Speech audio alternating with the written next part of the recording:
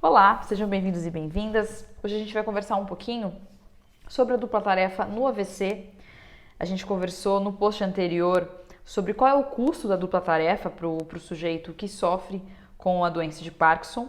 E hoje a gente vai conversar um pouquinho em termos mais práticos, o que a gente precisa trabalhar para melhorar a função executiva e a cognição das pessoas com AVC durante o exercício. Sim, a gente trabalha essas atividades cognitivas durante a atividade física. Então vem com a gente, fica até o final que vocês não vão se arrepender.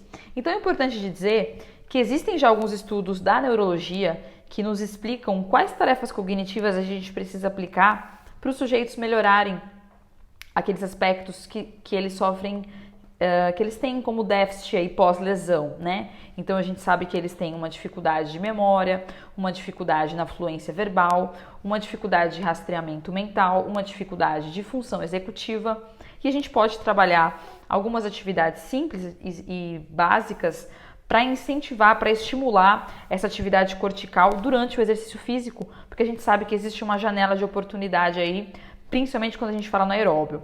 A gente conversou um pouquinho sobre qual é o efeito do exercício na cognição das pessoas com AVC nesse vídeo aqui, então vocês se inscrevam lá no canal, que a gente tem uma live completinha falando sobre isso. Mas e aí, Bia, como é que eu faço para trabalhar todos esses aspectos cognitivos durante o treino?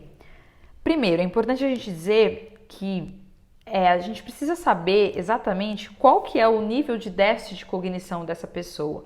Então é importante a gente conhecer ele. Se você já conhece, já é seu paciente, você sabe o nível, você já deve ter feito algum teste simples de cognição para saber qual que é a intensidade, qual que é o déficit de cognição daquela pessoa.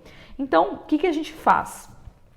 A gente faz alguns testes simples, a gente pode depois, se vocês tiverem interesse, explorar um pouco mais a fundo essas avaliações cognitivas para vocês aplicarem nos alunos e nos pacientes, mas a gente basicamente entende qual que é o nível. Então, existe uma escala na qual a gente descobre se aquele déficit é grave, se é moderado ou se é leve. E a partir dessa percepção, o profissional vai saber se ele vai aplicar um teste de difícil dificuldade ou de uma dificuldade menor, de uma complexidade menor. Então, por exemplo, no nosso estudo no grupo do estudo do professor Camilo, a gente fez um teste baseline. O que é isso, Bia?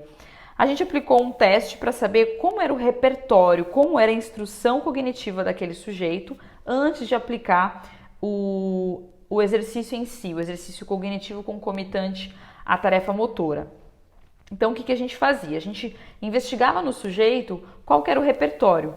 Ele tinha, por exemplo, que falar em 1 minuto todas as frutas que ele conhecia, ou todos os animais com letra X.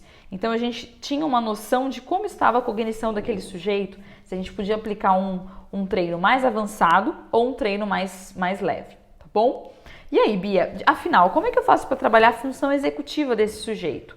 Simples. A gente pode, por exemplo, aí existem alguns estudos, a gente se baseou em um artigo da neurologia na qual nos ensina como aplicar uma atividade cognitiva para sujeitos com lesão, né? Então, o que a gente pode fazer? A gente lê um texto durante o exercício, vamos supor que ele esteja na esteira, ele está fazendo exercício, a gente lê um texto e toda vez que eu disser a palavra para que, ele precisa me falar sim.